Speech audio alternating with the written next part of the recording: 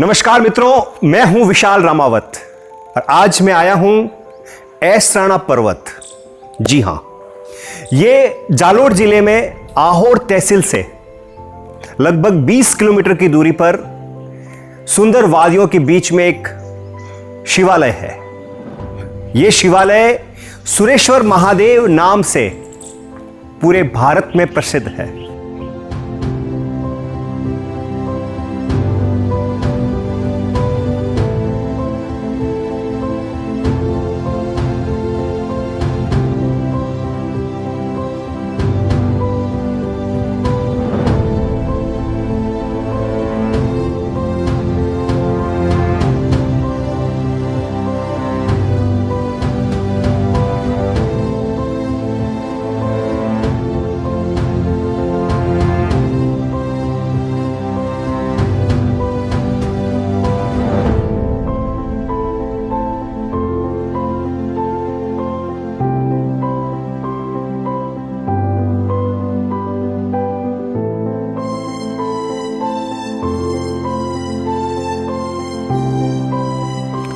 मित्रों, भारत की कल्पना संतों के बिना नहीं की जा सकती।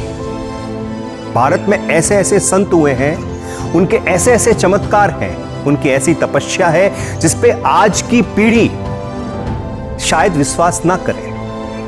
मैं आज आपको एक ऐसे संत से अवगत कराना चाहता हूं जिनकी आयु का कोई अता पता नहीं। पूरे जीवन काल में वे निराहार रहे, सिर्फ वायु का ही आहार करते थे, जिनका नाम है फतेहगिरी जी महाराज।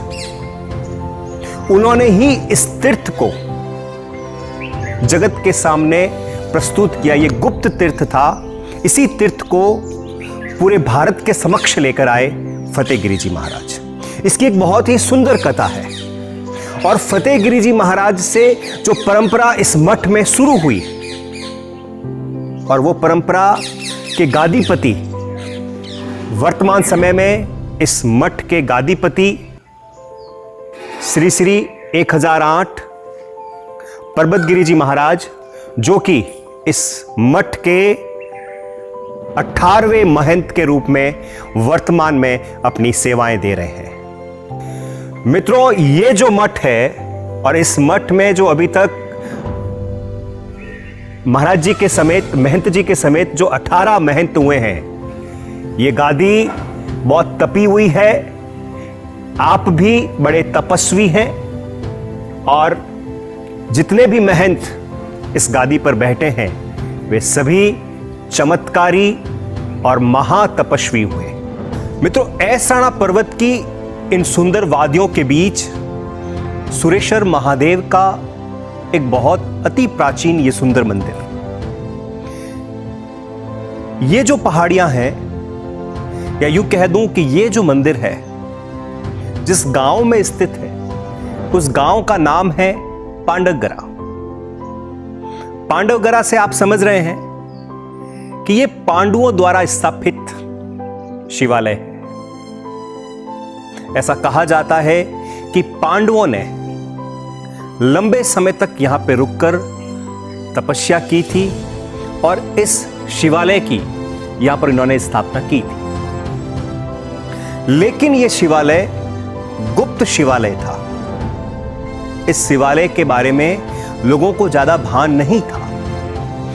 इसी दौरान सैकड़ों शताब्दियां बीतने के बाद एक संत यहां पर आते हैं। हरियाणा की धरती से एक संत घूमते घूमते इस धरती तक पहुंचते हैं, जिनका नाम श्री फतेहगिरी जी महाराज।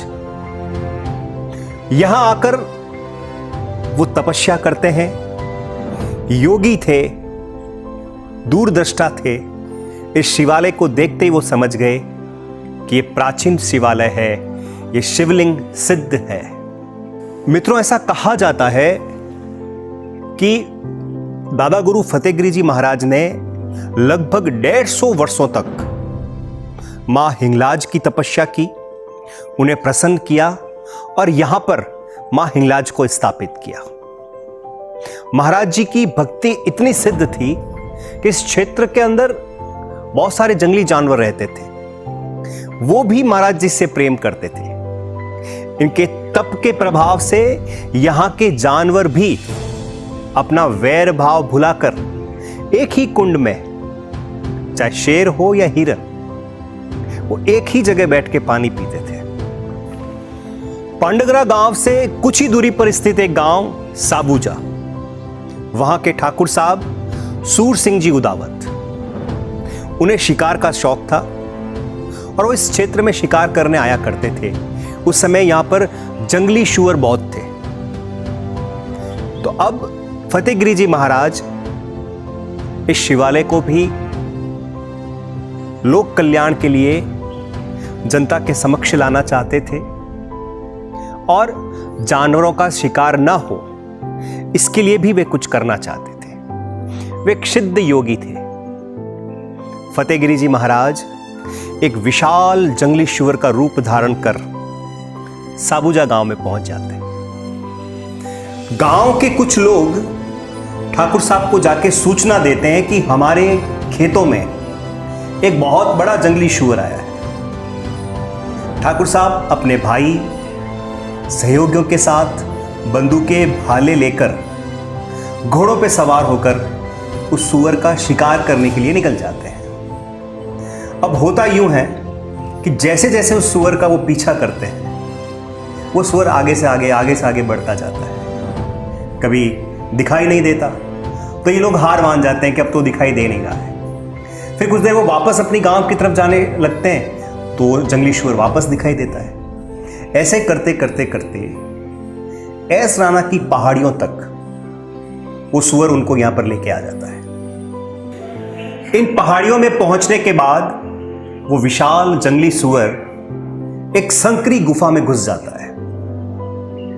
तब ठाकुर साहब और उनके सहयोगी बहुत खुश होते हैं कि अब कहां जाएगा बच के। जैसे ही ठाकुर साहब बंदूक लेकर उस गुफा में जाते हैं तो देखते हैं कि एक जटाधारी संत ध्यानस्थ अवस्था में शिवलिंग, एक विशाल शिवलिंग के पास बैठे हैं। वो देखते ही अचंभित हो जाते हैं और वो देखते हैं कि उस संत के जगह जगह से खून रिस रहा है। वो उन्हें प्रणाम करते हैं और पूछते हैं कि महाराज ये आपको चोटें कैसे आई?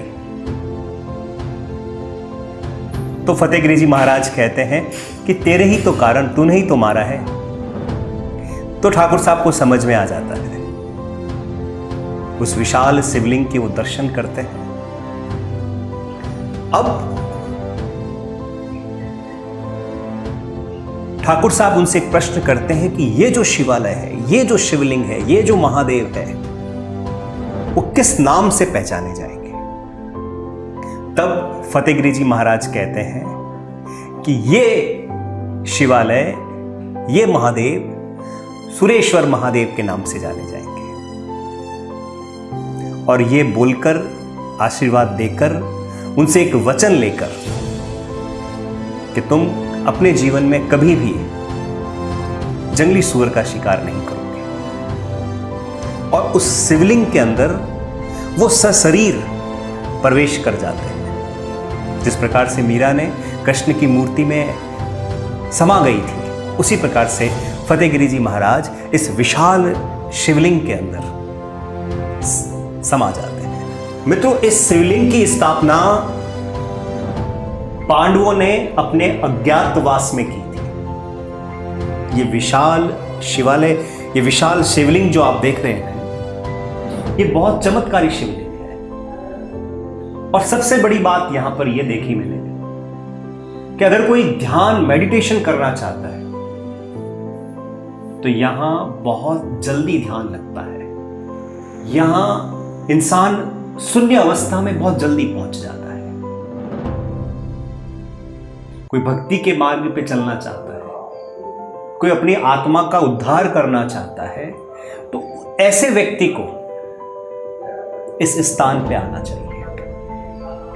और कोई भौतिक चीजों की जिज्ञासा लेकर आना चाहता है तो भी ये स्थान बहुत चमत्कारी है। फतेहगिरी जी महाराज एक ऐसे संत हुए पूरे भारत के अंदर जिन्होंने अपने जीवन काल में 7 बार जीवित समाधि ली है। अब एक ही जीवन और उसमें 7 बार 7 टाइम अलग अलग जगह पर, तो उनका जीवन काल कितना लंबा रहा। यहां से समाधिस्थ होकर इस शिवलिंग में समाने के बाद वो आगे जाकर वापस एक उसी रूप में उसी नाम के साथ तपस्या करते हैं, फिर वहां पर जीवित समाधि लेते हैं, फिर आगे जाकर फिर तपस्या करते हैं, फिर जीवित समाधि लेते हैं। पूरे भारत में उनकी 7 समाधि स्थल है।